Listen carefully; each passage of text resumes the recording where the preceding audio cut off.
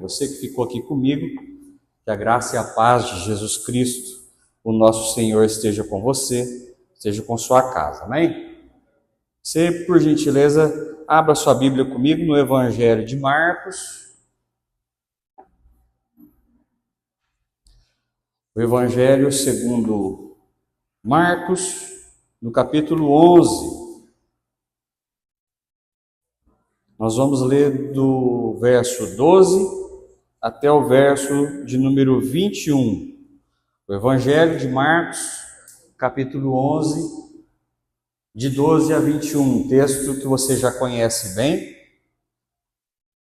que diz o seguinte: No dia seguinte, quando estavam saindo de Betânia, Jesus teve fome. Vendo à distância uma figueira com folhas, foi ver se encontraria nela algum fruto. Aproximando dela, nada encontrou a não ser folhas, porque não era de tempo de figos. Então lhe disse: Ninguém mais coma de seu fruto. E os seus discípulos ouviram ele dizer isso. Chegando a Jerusalém, Jesus entrou no templo e ali começou a expulsar os que estavam comprando e vendendo no templo.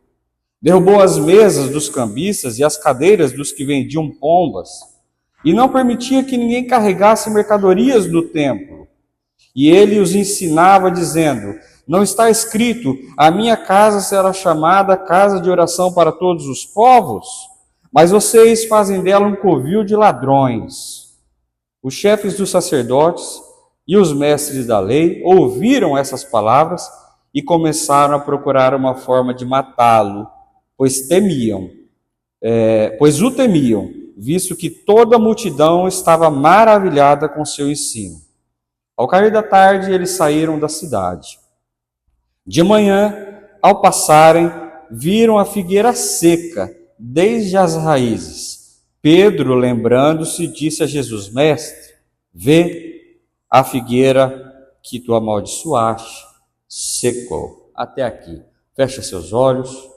Pai Santo, no nome de Jesus, fala conosco através da sua palavra, fala conosco através do seu ensino, que o seu Espírito Santo possa, no nome de Jesus, colocar a tua palavra, essa porção do Evangelho, lido por nós nos nossos corações. Ensina os nossos corações, quebranta os nossos corações pelo poder do teu amor. É o que nós pedimos no nome de Jesus. Amém. Amém.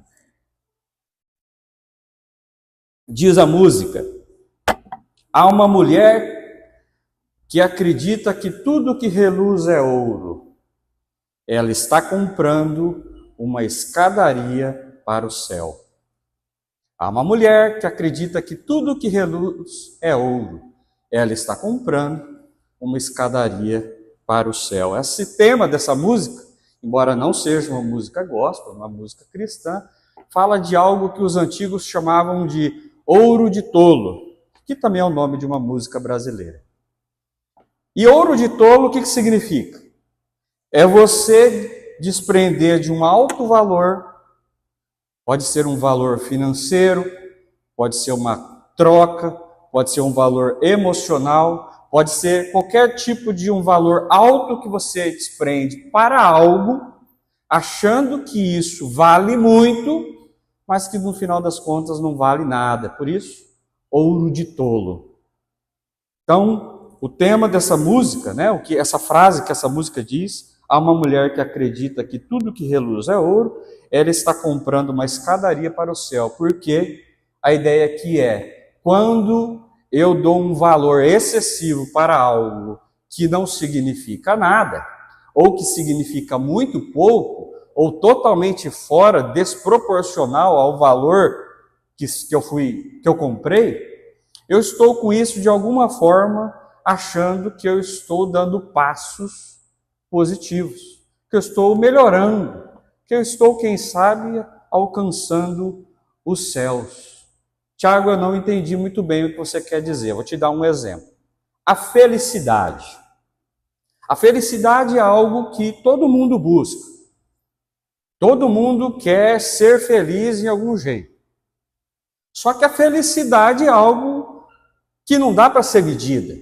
Muitas vezes você se considera feliz, mas no final das contas você não é feliz. E quando eu comecei a preparar essa mensagem, eu comecei a ler um livro chamado O Dilema das Galinhas Felizes, que é de Leandro Carnal e Gustavo Arnes. E logo no comecinho desse livro, ali na introdução a ele explica por que desse tema, o dilema das galinhas felizes. Ele fala que certa vez ele foi, um desses dois atores foi fazer uma omelete de manhã, como de costume, e na caixinha de ovos estava escrito assim, ovos de galinhas felizes. E aí gerou-se aquele debate, né? Poxa, o que a galinha precisa para ser feliz? Provavelmente é uma galinha que está num ambiente gostoso, com uma música clássica ouvindo, uma ração de primeira. Eu fiquei pensando, pastor, o que seria um Tiago feliz se fosse uma galinha? É viver ali, almoçar todo dia na churrascaria, sabe? Então a galinha feliz é uma galinha que escuta ali uma música clássica, tem uma ração de primeira, vive muito bem, porém, sem se esquecer que é uma galinha aprisionada. Que é uma galinha que eventualmente vai virar aquele frango que fica rodando lá, pingando aquela gordura deliciosa naquelas batatas soltê. Nossa, acabei com você agora, né? Que é uma galinha que eventualmente vai para abate. Que é uma galinha aprisionada. Então a felicidade é bastante ouro de tolo. A questão é que você e eu, eventualmente, somos alegres. E a alegria está tudo bem. A alegria faz com que a gente se recupere de uma eventual enfermidade. A sua irmã Josi se recuperou recentemente de uma enfermidade, está se recuperando. A alegria ela vai fazer com que seja ali uma ferramenta para que as pessoas que acabam de sair de uma dificuldade física, uma dificuldade financeira, emocional, dê passo. Então a alegria é uma coisa bem palpável, eu me apego numa alegria momentânea. Já a felicidade é aquele desprendimento de uma alegria para sempre. Por isso que quem busca muito a felicidade se frustra muito, porque uma felicidade plena só existe nos céus, só existe nas alturas. E o que eu quero falar, o tema do que eu quero falar com você hoje é sobre essa aparência de coisas que deveria funcionar, mas não funciona. Coisas regidas pela aparência, mas que não tem nenhum tipo de fruto. Por isso o tema desse nosso bate-papo eu carinhosamente dei de a galinha, a igreja e a árvore. E por que isso? Porque no texto que nós lemos, o Senhor Jesus, vindo de Betânia, teve fome. Teve fome, viu uma figueira, uma árvore. E ele foi em direção a essa árvore, porque o texto diz que a árvore tinha folhas. E a figueira daquela espécie funciona da seguinte forma. Primeiro ela dá fruto, para depois as folhas aparecerem. Portanto, se eu olho para uma figueira, mesmo que ela esteja fora de época, que o texto diz isso também, e ela tem folha, o que você considera? Que tem fruto. E o Senhor Jesus, então, vindo de Betânia, estava com fome, viu uma figueira com folha. Entendeu? Está fora de época, mas ela está dizendo que tem fruto. A árvore está dizendo, está passando uma mensagem, tem o fruto. Por quê? Porque tem folha. Então Jesus se aproximou da figueira e viu que ela tinha folha, mas não tinha fruto. E o Senhor a amaldiçoou e falou, eu não comi desse fruto. A partir de hoje também ninguém comerá. E seguiu viagem. Chegando no templo em Jerusalém, o Senhor Jesus vê a cena que você também conhece bem. Muita gente vendendo e comprando no templo.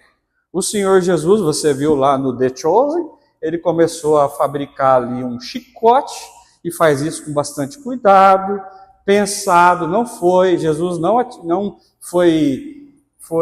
agiu no impulso, ele teve tempo para fabricar o chicote, fabricar ali a ferramenta de dispersão daquele povo. E começou a derrubar tudo, sentando chicote nas mesas. O texto não diz se ele acertou ninguém, não. Tenho muita confiança de que ele não acertou ninguém, não. Acertando ali as mesas, fazendo as pessoas dispersarem, dizendo: vocês estão fazendo da casa do meu pai um comércio, um local de ganhar dinheiro, um local de monetização. Vocês não sabem o que está escrito? Que a casa do meu pai será chamada de casa de oração para todos os povos. Vocês estão descaracterizando a casa do meu pai. Vocês estão gerando na casa do meu pai uma aparência que ela não deveria ter. Vocês estão fazendo que a casa do meu pai tenha uma função que ela não deveria ter. E quando ela tem uma função que ela não deveria ter, aquela função que ela deveria ter passa a não acontecer. Então, ou seja, o templo, a igreja de sua época, era uma igreja disfuncional. Porque havia uma disfunção naquilo que ela deveria fazer, naquilo que ela deveria propor. E ela então não estava mais em funcionamento, em bom funcionamento, ela estava desfuncional. Por isso Jesus se irritou. E ele virou as mesas e desconstruiu aquilo. Os mestres da lei, os fariseus, as pessoas que eram autoridades naquele templo, naquela cidade, viu aquilo e já te colocaram no coração: precisamos matar esse homem. Precisamos matar esse homem, porque ele está nos expondo. Jesus de Nazaré nos expõe. E o pior, o texto vai dizer, o pior é que a comunidade, a população, olha para isso e fica maravilhado, o texto vai dizer. Beleza, dispersou, Jesus deu continuidade na sua trajetória e passou pela figueira. E a figueira estava absolutamente seca. Pergunto: Jesus amaldiçoou a figueira, seguiu viagem, amaldiçoou o templo, voltou, a figueira está seca. O que você acha que vai acontecer com o templo? Também vai secar. Um templo disfuncional, uma igreja disfuncional, seca. E sabe o que a galinha feliz, a árvore e a igreja daquela época têm em comum? Elas vivem sobre uma maquiagem. Uma maquiagem. Eu não estou aqui falando das maquiagens das irmãs. O batonzinho, o blush, eu não sei mais o nome das coisas.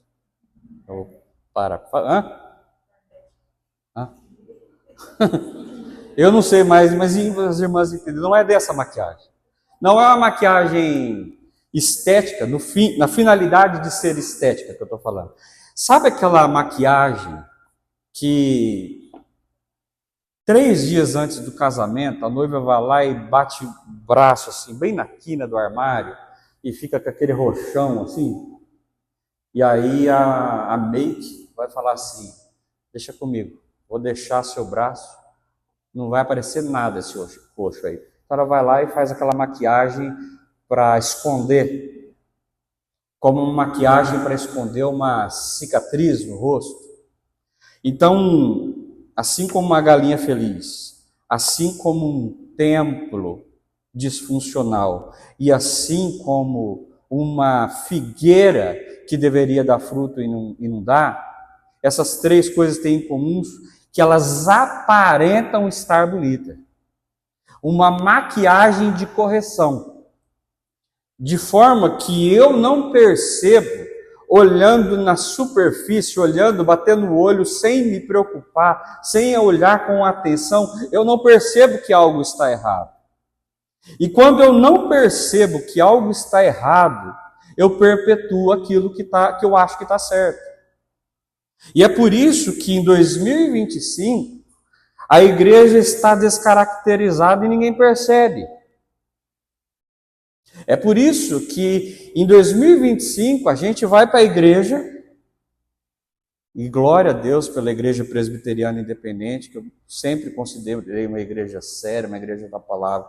Mas você liga a televisão, vê algum culto, você vê por aí, e eu não quero dizer que a igreja presbiteriana independente não tem defeitos, não é isso que eu estou dizendo, mas é muito fácil você identificar uma estrutura monetária, financeira, sujeito, rico, e você vai ver o único ganha-pão dele é ser pastor de uma igreja.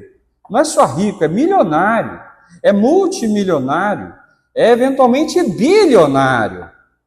E aí, eu como evangélico numa igreja brasileira, olho para pessoas assim e digo, não, faz parte, está tudo certo, está tudo normal. A igreja considerando as riquezas, a igreja considerando os poderes, a igreja considerando a expansão.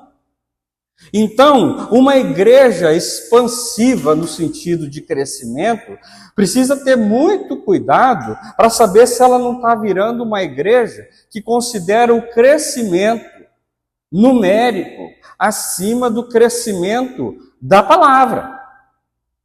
Então, o que Jesus está falando aqui?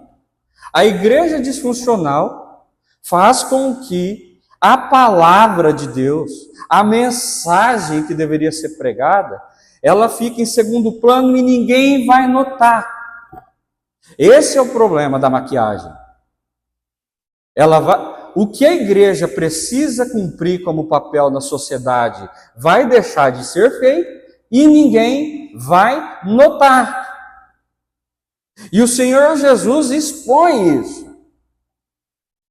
O Senhor Jesus vai chamar aquele lugar que era templo de covil de ladrões. E eu estou muito seguro que existe um percentual alto da igreja evangélica brasileira que pode ser chamada, e que se o Senhor Jesus tivesse entrando nela, seria chamado de covil de ladrões. Porque ela disfuncionou. E ninguém percebeu. E a gente precisa abrir os olhos para que quando nós estamos na igreja, ou quando nós sermos igreja, estamos sendo igreja, estamos indo como igreja de Cristo aonde Ele quer que nos leve, estamos indo como fazendo parte de uma igreja funcional, executando as tarefas, as atividades, as funções que uma igreja deve fazer, deve cumprir, deve funcionar. Nós precisamos, irmãos, abandonar uma aparência de igreja boa, para se tornar uma igreja que dá fruto. E é por isso que o Senhor Jesus ele vai nos ensinar algumas coisas. A primeira coisa que o Senhor Jesus vai nos ensinar é: Jesus se aproxima para buscar fruto e não performance. Jesus, ele veio se aproximando para ver se achava fruto. E sabe o que ele encontrou? Beleza. Ele encontrou aparência. Ele encontrou exterior. E tem uma porção de pessoas, uma porção de casais, que tem o casamento que está acabando. Mas você abre o Instagram da pessoa, é mil maravilha. É um casal modelo. Existe uma porção de pessoas endividadas. Mas você abre o Instagram da pessoa, ela está rodando assim o vinhozinho assim, sabe? Não, hoje eu estou demais com o negócio do alimento, né? A aparência que eu mostro para o mundo, o show que eu dou para o mundo, a performance que eu entrego para o mundo, virou aquilo que representa se eu sou ou não uma pessoa de sucesso. E ai de mim como crente, como evangélico, se eu não for uma pessoa de sucesso, a sociedade vai dizer. Significa que eu não performo o evangelho.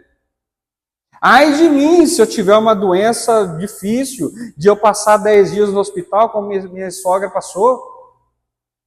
Porque a maquiagem que se espera de uma igreja é de pessoas sãs. E se a doença se aproxima da minha casa, tem igreja que vai dizer que é pecado escondido. Que a igreja que vai dizer que alguma coisa espiritual acontecendo ali, como se todos os discípulos do Senhor, os apóstolos a seguir, tivesse tido um final glorioso, humanamente falando. Como se a vida, o Rhodes fez menção aqui, o Senhor disse, no mundo vocês terão aflições, no mundo vocês terão problemas.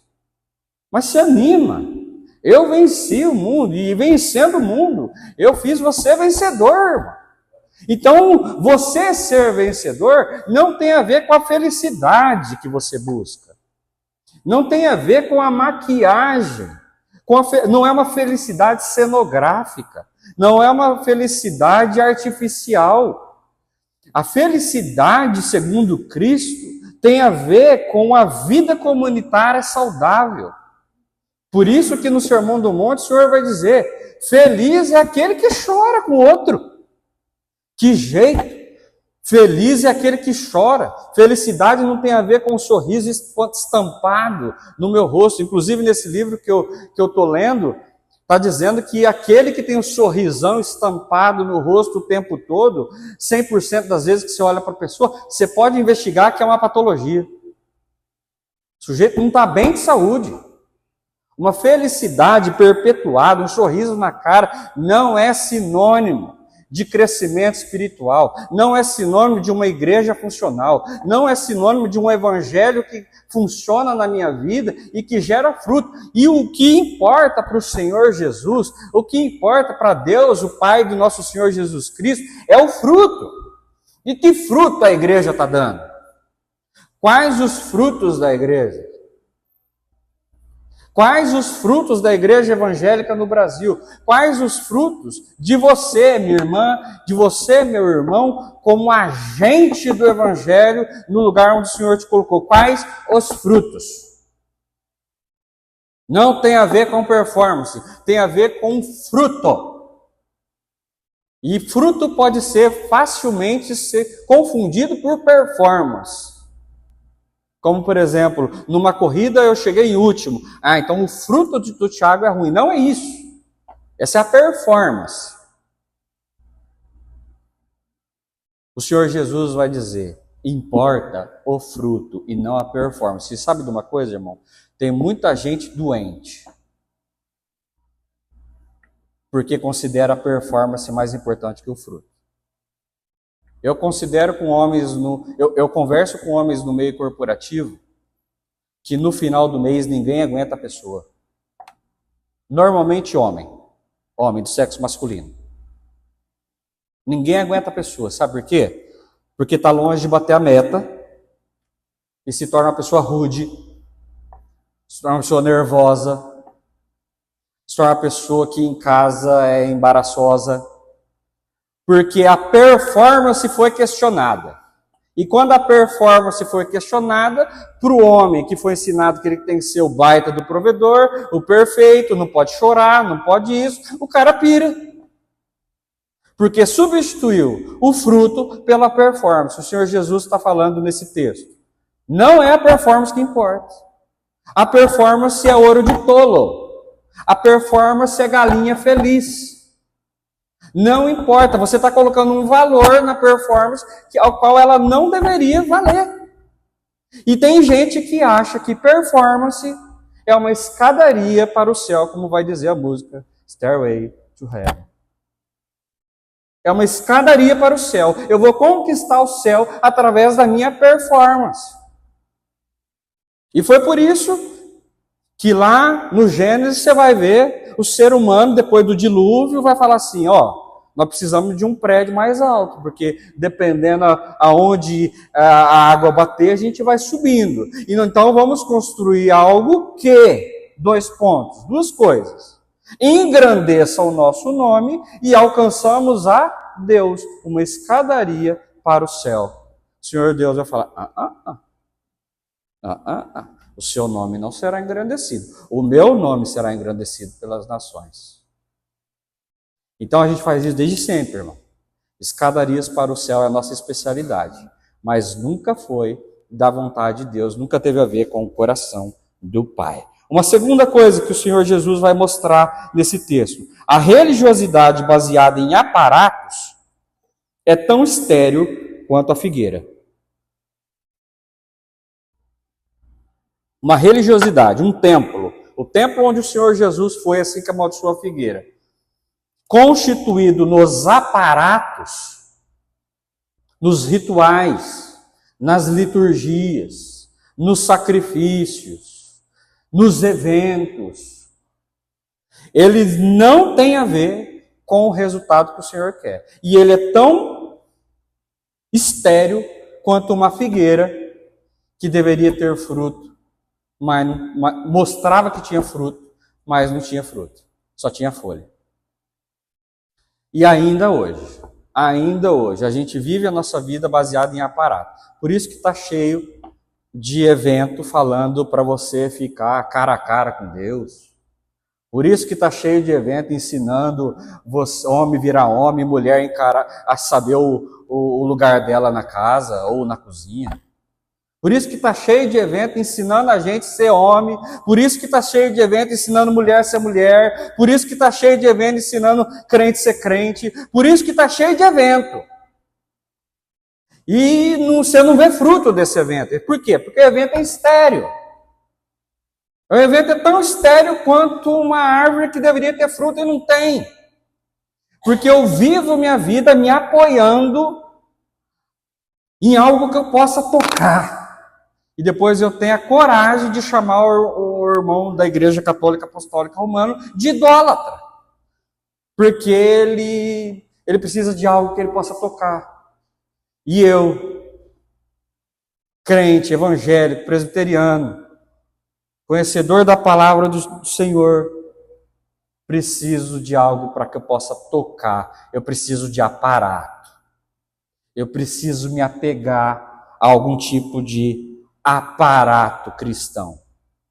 Eu preciso que o rito colabore comigo. Eu preciso que a liturgia seja do meu jeito. Senão eu não consigo ouvir uma palavra. Eu não consigo ser cheio da palavra. Eu não consigo permitir com que a palavra do Senhor entre no meu coração, transforme a minha vida, quebrante minha vida e faça eu me prostrar diante do Senhor num movimento de quebrantamento, num movimento de confissão de pecado. Eu não consigo fazer isso. Você sabe por quê? Porque eu dependo para fazer esse tipo de coisa de um momento, de um curso, de um evento que me coloca cara a cara, supostamente com Deus, que me traga um encontro com Deus. Eu preciso desse movimento. Por quê? Porque a palavra não é suficiente. Porque a mensagem do Evangelho não é suficiente para mim. Porque eu não conheço mais o Deus a qual eu venho louvar na igreja. Por quê? Porque muitas vezes eu venho aqui sem saber o que esperar daqui. E aí um pastor chega aqui e fala uma palavra dura, tanto eu quanto o pastor Edson, e a pessoa prefere trocar de igreja. Por quê? Porque ela não tem aqui a sua experiência de felicidade. E o dia que a pessoa estiver aqui, experimentando uma experiência de felicidade, pastor, eu vou ficar com medo. E para terminar, o Senhor Jesus, ele condena mais duramente a hipocrisia do que a fraqueza humana. O Senhor Jesus não amaldiçoa pecadores. Ele amaldiçoa a hipocrisia. Ele amaldiçoa a mentira. Por isso que você vai continuar o texto, peço que você faça isso na sua casa, continue o texto a partir do versículo 22, nós lemos até o verso 21. A partir do verso 22, o Senhor Jesus vai elaborar uma ideia a respeito da oração.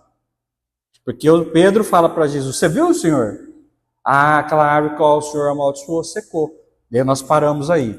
A continuidade, o Senhor Jesus vai falar a respeito da fé e da oração, e de que tudo que pedirmos em oração será feito. E é, de certa forma, escandaloso. Quem olha superficialmente sobre esse texto, Nossa, e se vier o pessoal do Greenpeace, então, né? Nossa, Jesus acabou com uma árvore saudável. É um olhar greenpeaciano. O que Jesus faz é escandaloso. Um olhar superficial, Jesus falar que dá a entender que tudo que você pedir em oração, o Pai do céu vai realizar todos os seus caprichos, e não é isso. A mesma experiência que começa no verso 12, que a gente começou, e depois ele dá continuidade. Então, a figueira, o templo. O Senhor Jesus está falando da oração. O Senhor Jesus está falando, a oração precisa estar na sinceridade do teu coração. Tudo que você expor diante do Pai, de coração sincero, livre das suas mentiras, livre das suas desculpas, o Senhor Jesus, Deus através do Senhor Jesus, vai ouvir o que você está dizendo, o que o Senhor Jesus está explicando. Deus, o Pai do nosso Senhor Jesus Cristo, ouve uma oração sincera, uma oração sem mentira, uma oração sem se colocar como vítima. E eu já falei aqui nesse púlpito outras vezes, nós temos o costume de nos colocarmos como vítima. E é por isso que a felicidade que nós buscamos, ela é ouro de tolo, ela é pecado. Porque a felicidade que nós buscamos é uma felicidade quase como se nós tivéssemos o direito dela. Paulo Borges Júnior vai dizer isso, ó. Felicidade é a susceptibilidade de quem tem direito. A alegria é a sensibilidade de quem tem responsabilidade. Não tem a ver com aquilo que eu tenho direito. Eu não chego na presença do Pai explicando para Ele, em oração, por que eu tenho direito de ser feliz. Por que eu deveria ser feliz? Porque eu sou um servo fiel, porque eu pago dízimo, porque eu devolvo dízimo, falo do jeito que você preferir, porque eu não falto nenhum culto, porque eu apresentei meus filhos ao batismo, porque eu sou batizado, porque eu. Então, portanto, eu vou na igreja buscar a minha felicidade. E sabe qual é o problema da minha felicidade? A minha felicidade é uma perpetuação de que eu cheguei numa condição que está boa. Uma pessoa que ela é feliz significa o quê? Uma pessoa que não tem problema nenhum. Você olha na conta, tem milhões, não tem ninguém doente, os filhos são bonitos, os filhos são nota 10, os filhos é isso. Felicidade é isso, o sujeito não tem problema. Arranjar um problema para o sujeito, porque ele não tem problema. E qual que é o problema disso? É a minha. Porque o outro que está do lado, ele às vezes está passando fome, mas não tem a ver comigo. Então a felicidade, nesse sentido, por isso que o Paulo Borges Júnior vai falar, a felicidade é a susceptibilidade de quem tem direito. A alegria é aquele dispositivo que eu preciso para continuar, para me envolver na responsabilidade a qual eu fui chamado como cristão. Por isso a frase é: felicidade é a suscetibilidade de quem tem direito e a alegria é a sensibilidade de quem tem responsabilidade. Jesus, no texto que nós lemos, onde ele nos ensina a orar, ele vai dizer: você precisa fazer isso com o coração sincero. Com o coração sincero, o Senhor tem atenção do que você está dizendo. Você tem uma função, você tem uma responsabilidade. E quando você foge da sua responsabilidade, quando você elabora uma responsabilidade qualquer que não seja a de expansão do Evangelho, do reino de Cristo na terra, substituindo pela expansão numérica de uma igreja de milhares de pessoas, você está maquiando um problema e ninguém está percebendo isso. E você não está percebendo isso. Mais vale, irmão, pequenas doses de facilidade, de alegria que faz você dar continuidade na sua vida, do que uma felicidade que faça de você uma pessoa engessada no reino de Deus. É uma aparência diabólica, é uma aparência que muitas vezes a gente alimenta, mas que não faz parte daquilo que tem a ver com o Senhor. Você não vai se aproximar do Senhor. Não existe escadaria alguma que vai te levar para esse tipo de céu. Porque o Senhor vai providenciar para que isso não aconteça, como Ele já fez antes.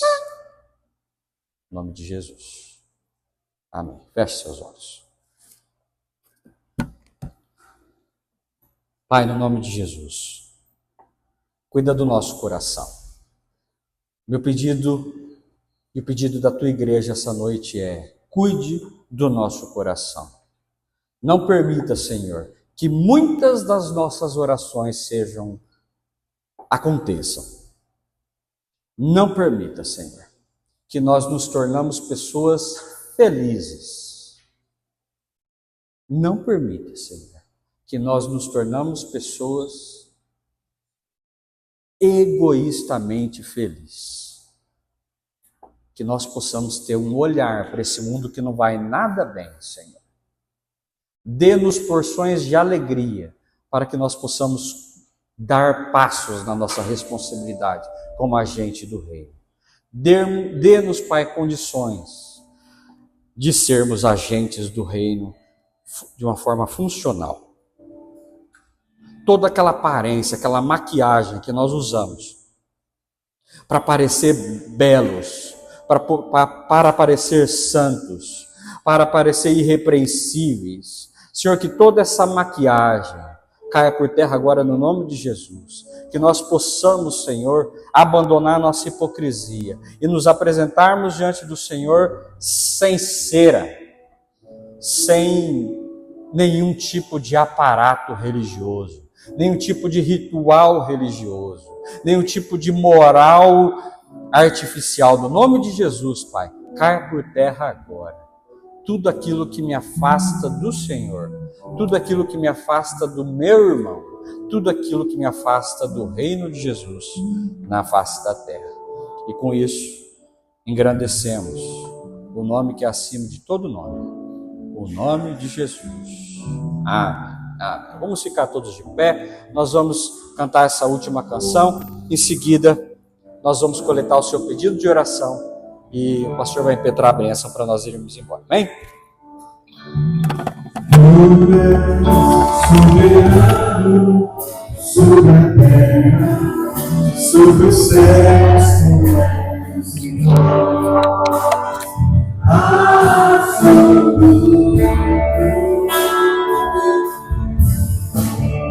tudo que existe acontece